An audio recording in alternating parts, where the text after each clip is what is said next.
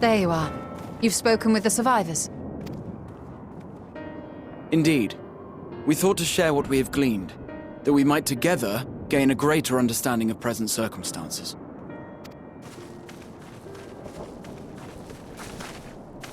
Fortuitous timing. Eorzea and I completed our own investigations not long ago. Then we should take a moment to compare notes. Shall we begin with the two of you?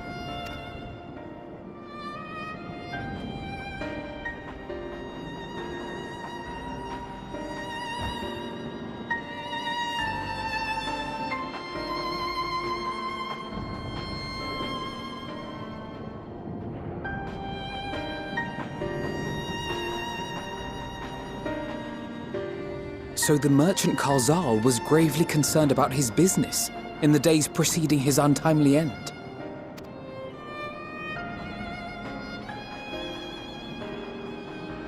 The tales we heard were much the same. The first victims to be changed into blasphemies were all overcome with anguish of one manner or another.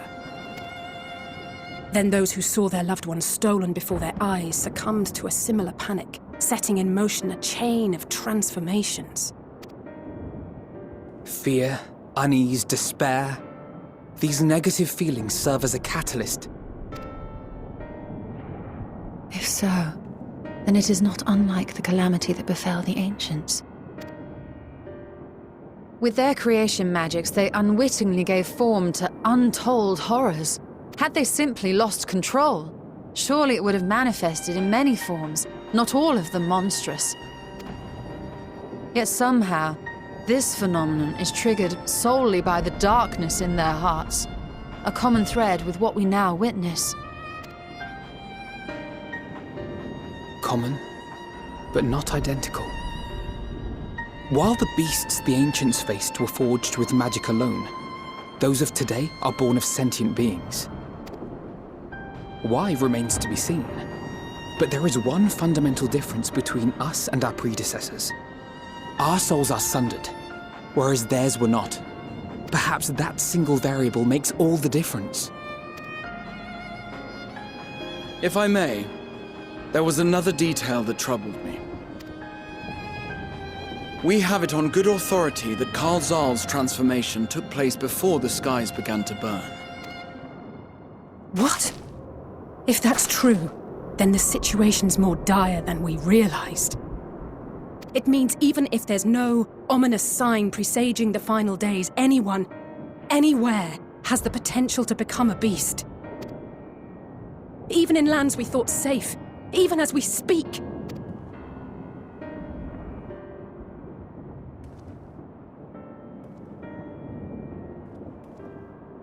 Look! It's the satrap! The satrap! Thank the heavens!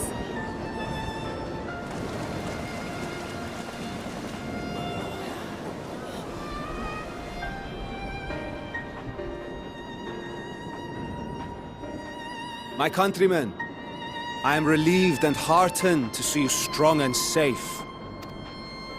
While the danger has not yet passed, far from it, allow me to assure you that the beasts that raged within the city walls have been exterminated to the last.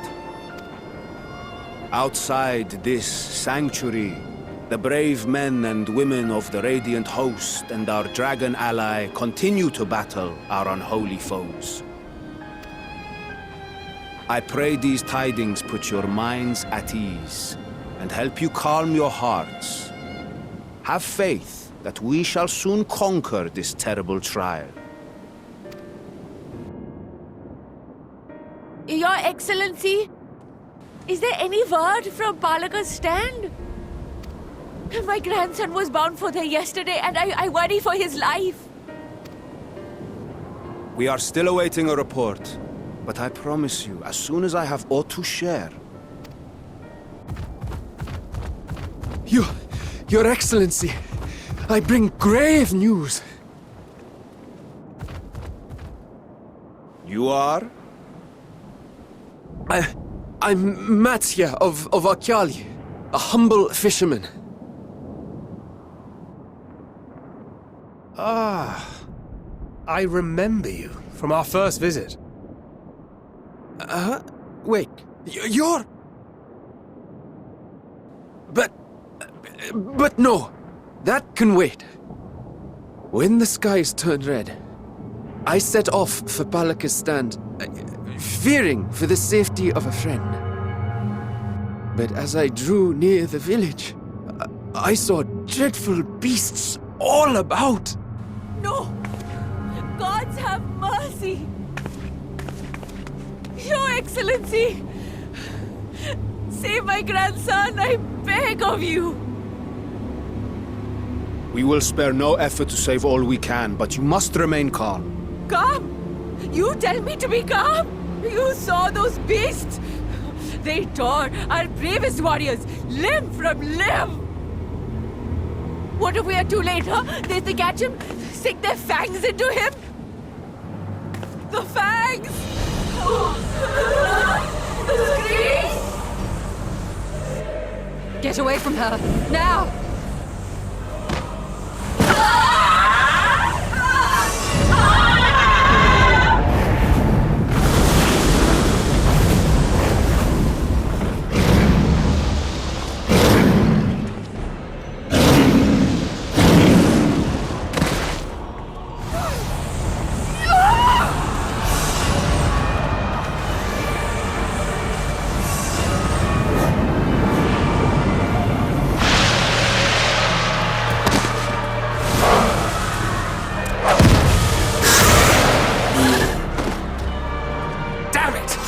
We've got to kill them before it spreads! We'll handle this. See the townspeople to safety.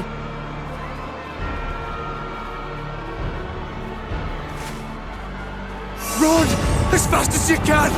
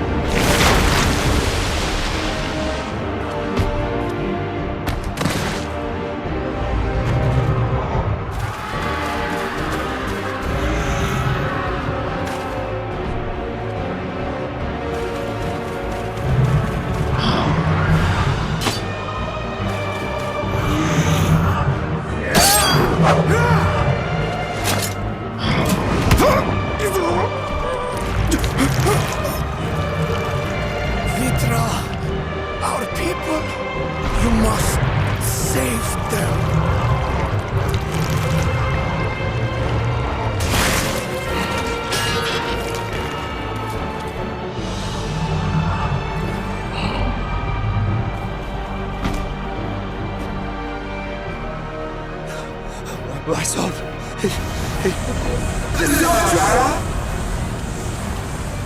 Enough! You must run. For their sake and your own.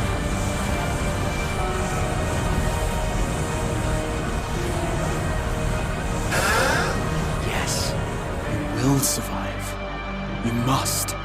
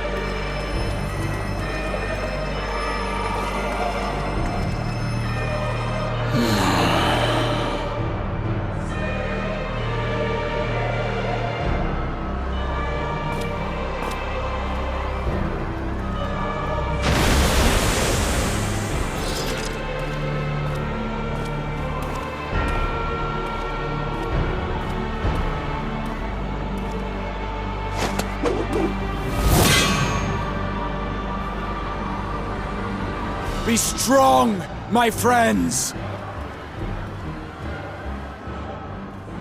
Fear not, for we will defeat these abominations!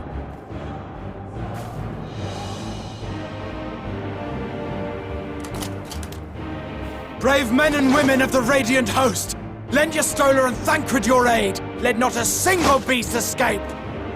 The rest of you, flee this place. Carry the wounded if you must. Head indoors or underground. Above all, stay calm. No beast will follow you. We will see to that.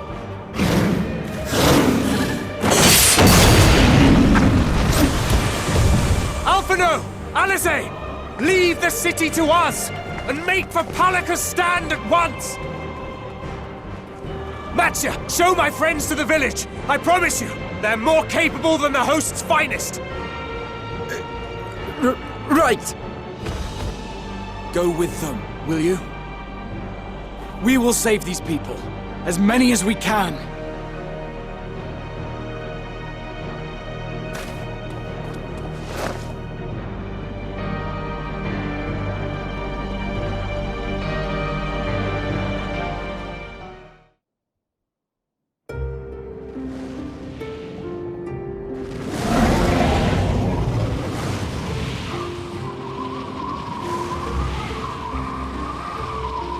No more enemies to trouble us here.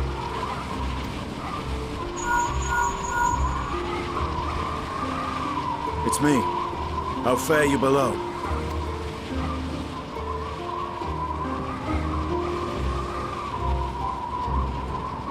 Understood. I will inform Vritra. Chaos and panic sweep Radz-at-han, and many more have succumbed to the transformations. Amidst the fray, Dahaving fell, protecting a grief-stricken father.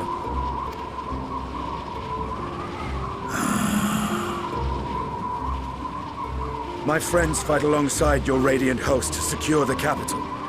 Beasts have been sighted in Palaka's stand as well. We have divided our forces in hopes of quelling the threat there. Of small solace is that we now know what triggers the transformation. As my companions tell it,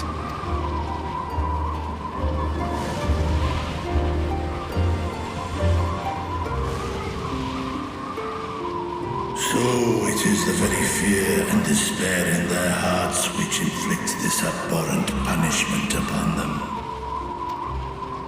A nightmare from which my children will never awake.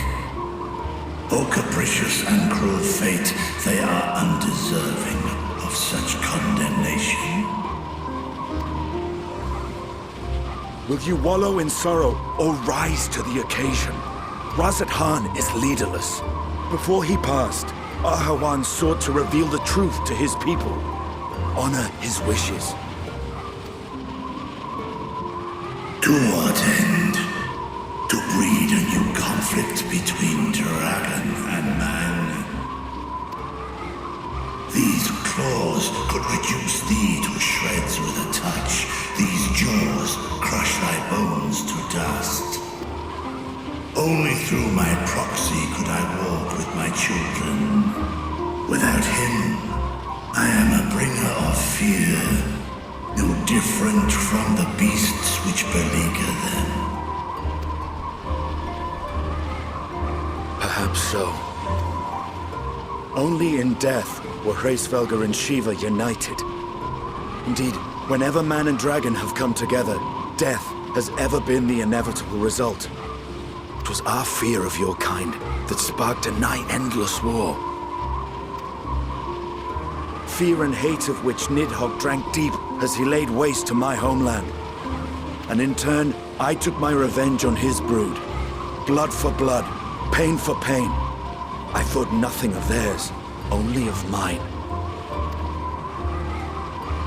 And yet, were the chasm between us too vast and too deep, Hraesvelgr would not have borne Eorzea to battle and our rescue.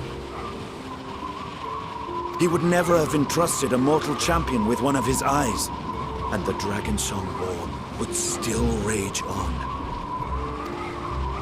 And I would still wage a never-ending war of violence and vengeance, the future of our star be damned. I cannot speak for Ahawan's greater goals, yet I know that he served your people, long and true. In this time of unprecedented crisis, he turned to you. You could do worse than to place your trust in him. It will not be easy, but the future of Radz-at-han hangs in the balance.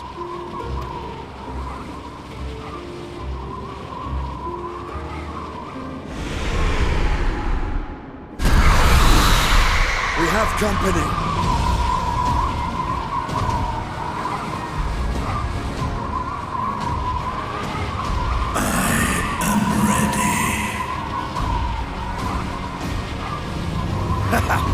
The hour has come, Vritra!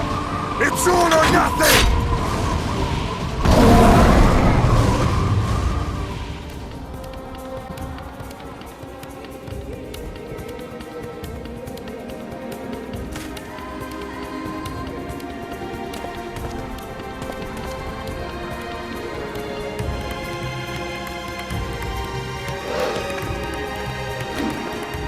That's her!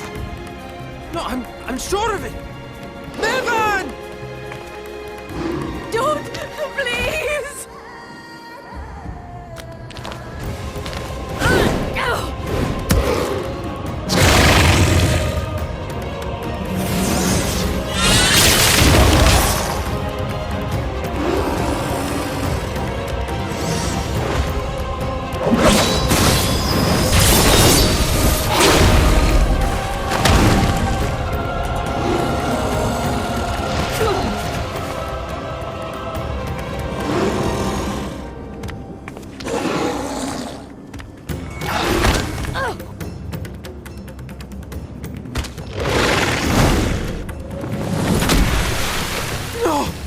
God have mercy!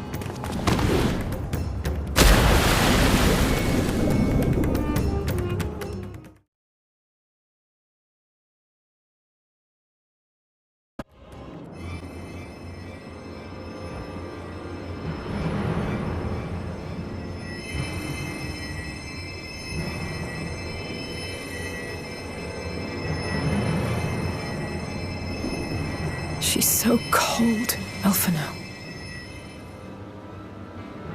The child is alert, and I see no wounds, and yet... she grows weaker. My spells can do no more. What she needs is a change of clothes and a warm bed. We must hurry back.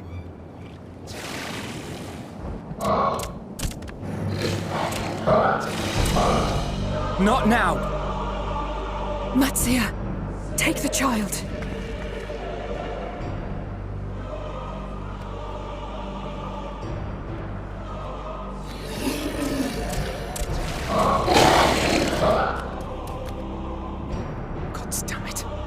It appears we've made enough noise to be heard for miles around. More will be upon us ere long. We make our stand here. Matzia, can you take her back to the village?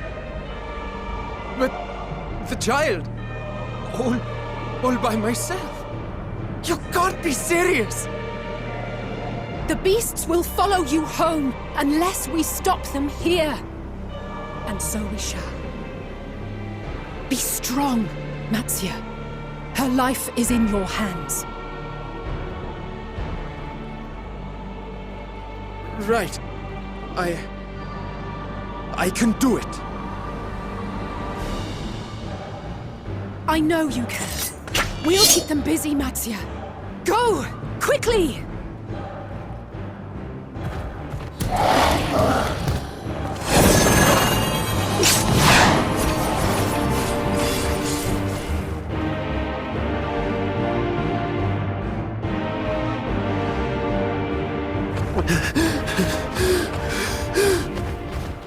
Steady. You know the way.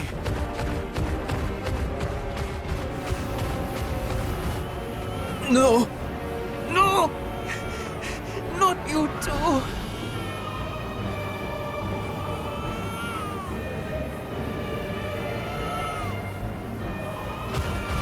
Don't be afraid. Don't be afraid! To live is to suffer, to drink of calamity. It is a perilous path. Death lurks in the dark.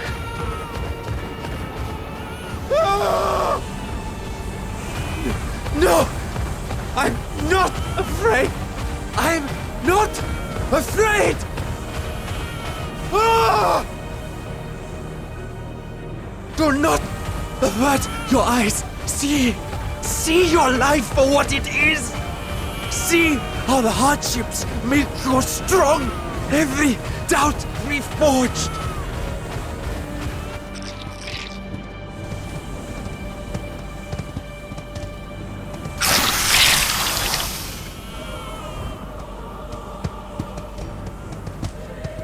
Every agony.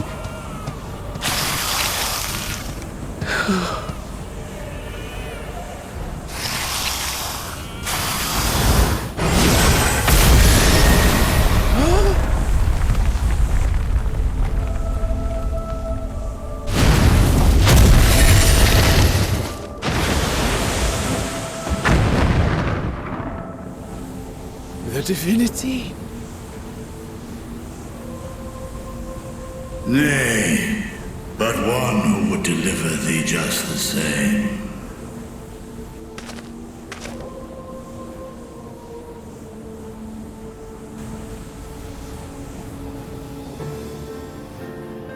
Please. You must save the child. She is all that remains of Mevan and Grasef. Please.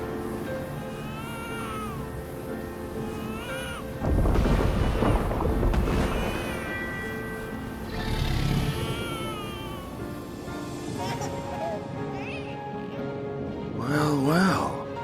Seems the babe's taken a liking to you.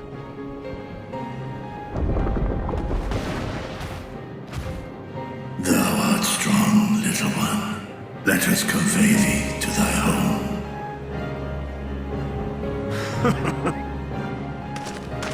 I spied our friends as we flew in. They appeared to be holding their own against the Horde.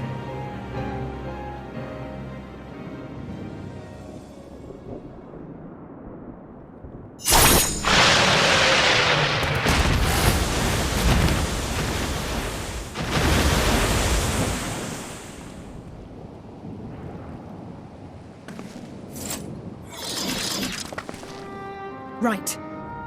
That's the last of them. We should hurry and find Matzia.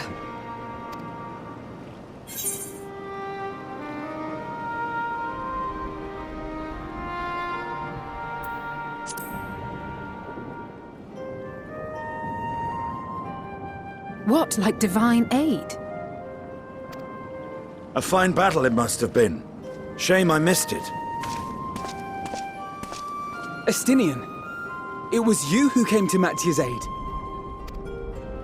I was only along for the ride. Vritra was the one who saw the boy was in need. The two are headed back to the village.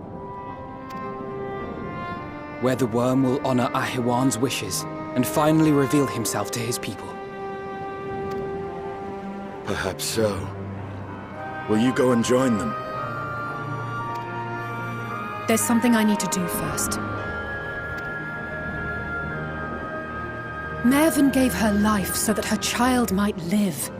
She deserves better than to be left to drift alone. She deserves to be laid to rest beside her husband at least. Will you help me?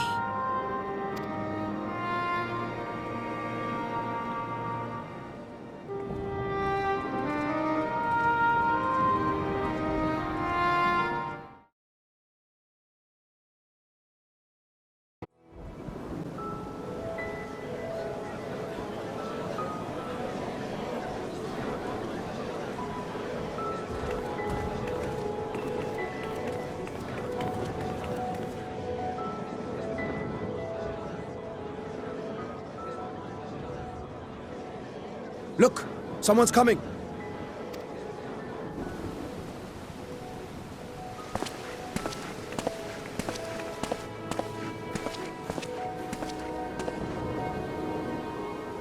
People of Radz-at-han, it warms my heart to see so many brave, resilient souls before me. Today, I would share with you a great revelation. But before I do, I must make a humble request. Do not be alarmed, nor avert your eyes.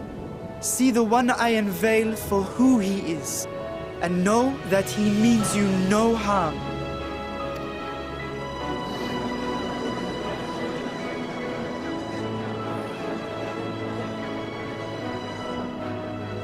Very well. I dare say it can't be worse than the horrors we've already seen. Many thanks.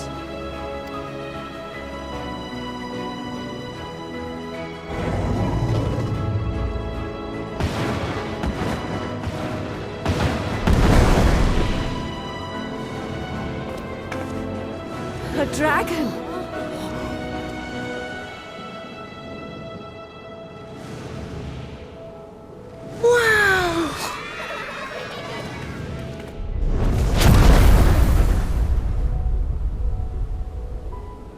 People of Radz-at-han, I am Vritra, and for years uncounted hath this isle served as mine abode.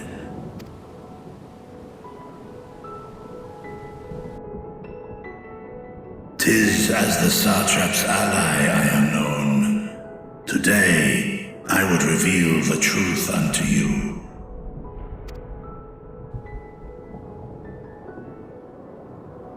Let us hope they accept him.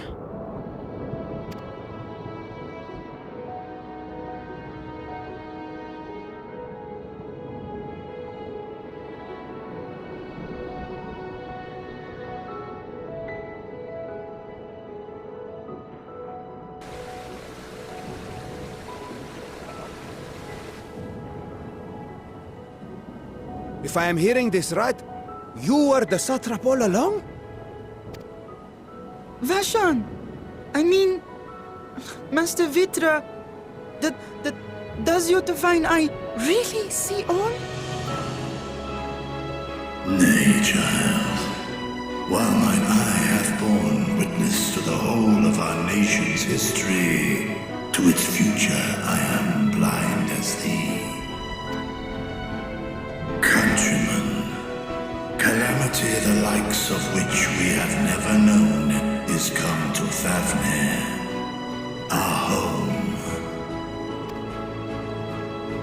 Friends and loved ones have been taken from us. I, too, have lost my closest confidant. Ahwan loved this land and served it with dignity till his dying breath. A nobler satrap there will never be. For so long, I lacked the courage to face you. I will not easily earn your trust, this I know. And yet, I cannot sit idly by and abandon Radz-at-han to her fate. A font of boundless vibrancy, this jewel of the ocean. Since time immemorial, hath she glittered with every color imaginable. To this dragon, slumbering in his dark lair, 'twas a mesmerizing sight, and one that brought no end of joy to my heart. This calamity hath stolen too much from you already, yet so long as you live, the light of Radz-at-han will never be extinguished.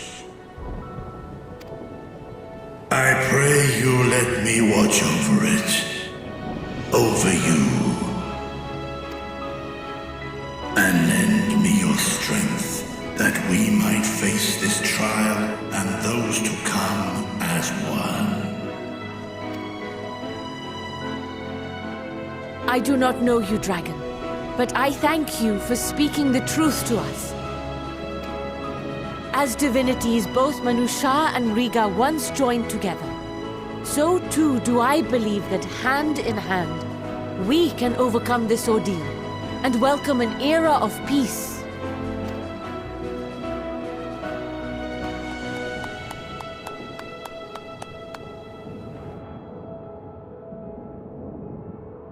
A sight that would have surely brought a smile to Izel's face.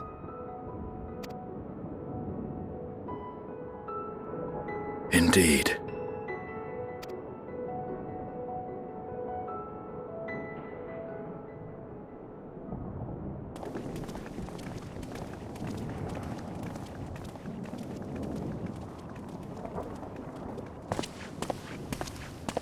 Excuse me, but I must speak with the Satrap at once. Father!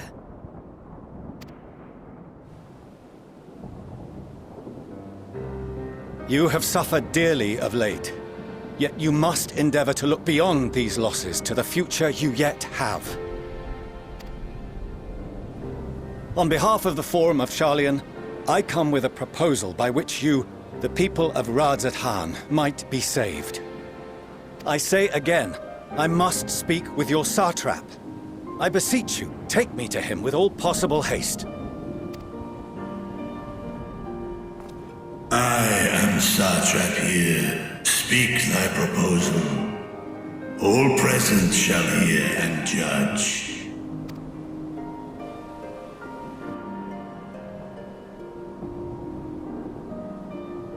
If I have given offense, then I apologize.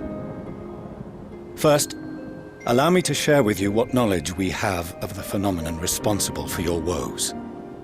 The Fianl Days. 'Tis an affliction of stagnancy and rot, sown into the currents of the star.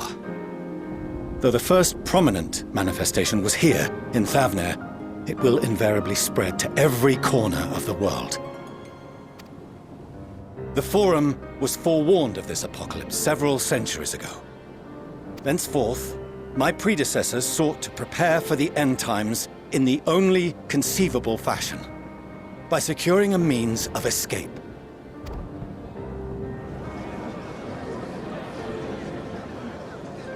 Escape this star? What madness is this? 'Tis by no means madness. With the coming of the 7th umbral calamity, the true nature of the Red Moon, Dalamud, was revealed. That it was an artificial construct of ancient Alag.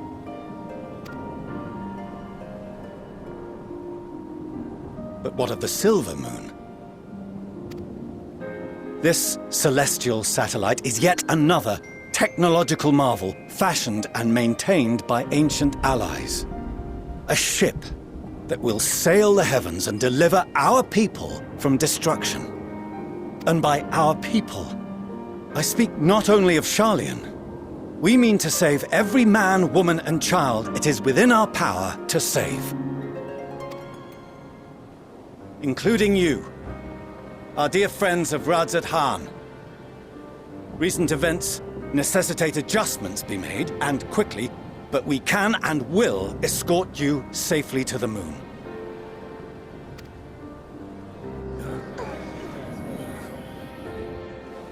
Long has thy Forum been allies to Thavner. I trust thou dost not extend this offer lightly. Yet I wonder, is this truly the way? Is there a future to be built for us beyond this star our father deemed the last bastion of hope? It is for that very reason I come before you and your people. To answer any and all of your questions. To offer my assurances and allay your fears.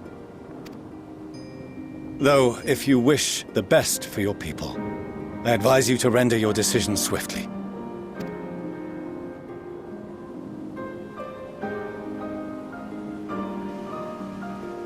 Show our friends to Megaduta. They are to be received as honored guests.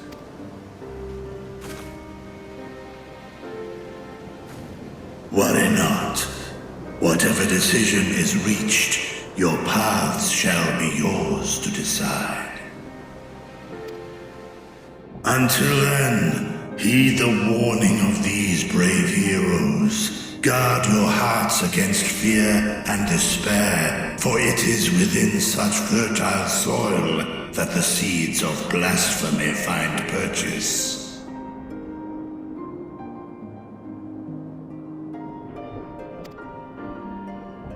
Remain calm and attend to your daily tasks. I shall return anon.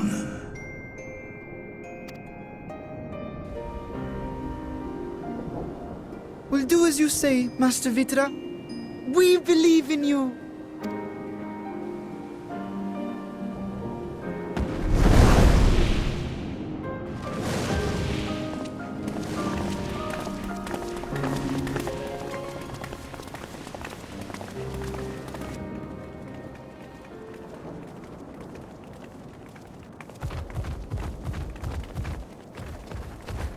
Oh, you're still here. What a relief. Nidana, what's the matter? Has something happened at Palaka's stand? Oh, no, not that I know of. I just hope to hear your thoughts on a theory of mine. All who undergo the transformation are drained of their ether, yes? What is it then that gives these beasts the strength to carry on as they do? Logically, they must be drawing upon an alternate form of vital energy. That put me in mind of our earlier conversation, when I tried to explain the essence which many confuse with ether. Akasha. Yes, I remember. The unseen gift bestowed from on high. An energy influenced solely by emotion. Yes, yes. In this instance, negative ones set Akasha into motion, thereby infusing the beasts with vitality. I posit this as the mechanism by which the beasts are born and sustained. Ah, do you still have that flower?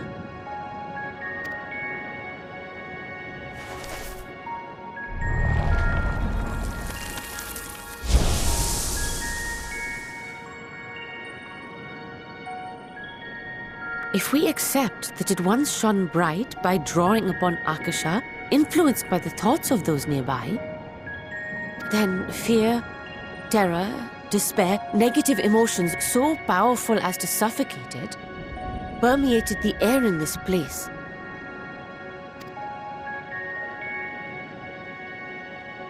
You must be very careful. The forces which drive the final days may be beyond our ability to perceive.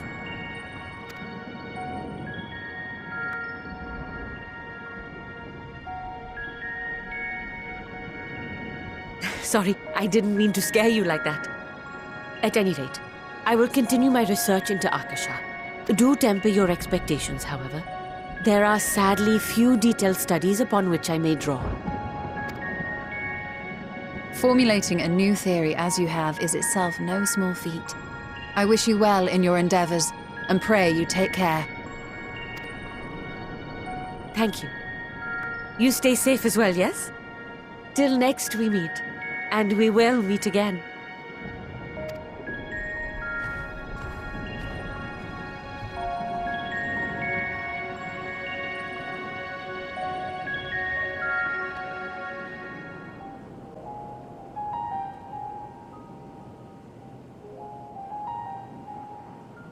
So blasphemies now plague all the realm. It will only get worse if what Father said is true. As it did in Amarot. If that's our model, then shouldn't we expect the effects to grow more severe as it feeds off its own spread? As if people transforming into those monstrosities wasn't bad enough. If the flora and fauna, if the land itself turned against us. No one would survive.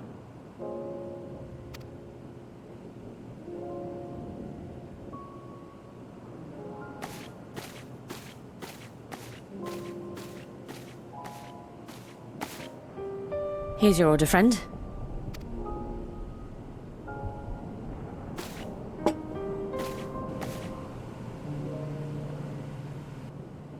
May you find comfort in these dark times.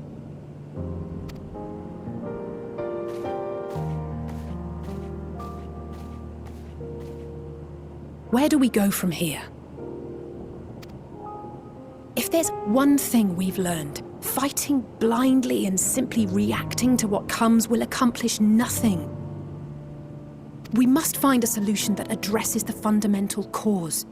Before our strength is exhausted, before this crisis spirals out of control. Is there something, anything we've overlooked?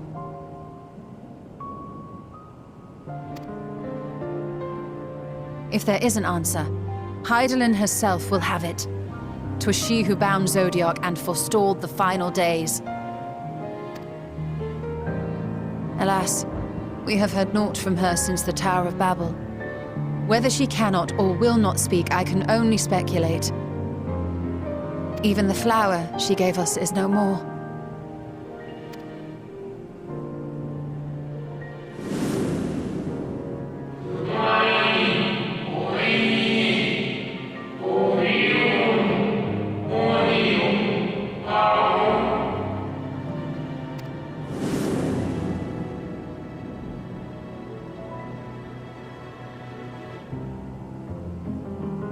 So advised the Watcher. But what could be the significance of that name? It is entirely unfamiliar to me. To me as well. It meant something to the ancients, though. In our time. Most surely. Yet I do not recall a single mention of it in the records of Anida. Another dead end. And quite literally. It's not as if there are any ancients living we could go and ask.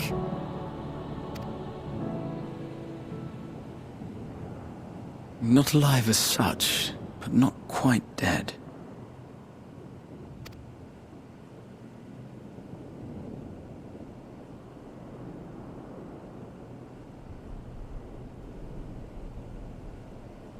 Elidibus.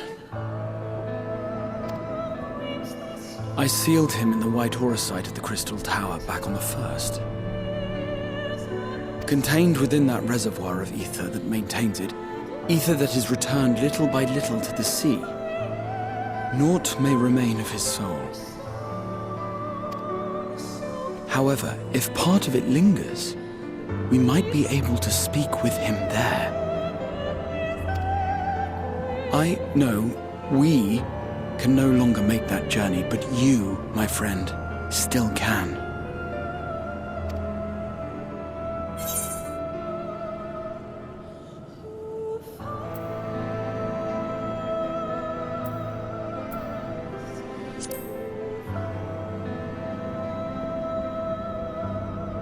Thank you, my friend. That would mean much to me. If nothing else, should we learn the first is safe, we'll have that much more reason to keep fighting the good fight. That said, the odds are not in our favor, to say the least. Which is why we're fortunate to have Eorzea up there on the moon, working hard to make all the necessary preparations for our departure, should it come to it. And why we have nothing to lose by staying the course till the last instant. Indeed. To the last, let us all do what we can. I will consult with Master Matoya and see if she knows of a way to reach Hydaelyn from the ethereal sea. And I will visit the nation's leaders and attempt to ascertain how far the final days have progressed elsewhere. Keep me abreast of your findings. I can seek out and slay the worst of the immediate threats, if only to slow the spread. Unease, terror, despair. Try as we might to suppress them, these emotions will return to harry us time and time again. But when they do, remember this. Your friends and loved ones are out there somewhere, sharing in your struggle. You are not alone.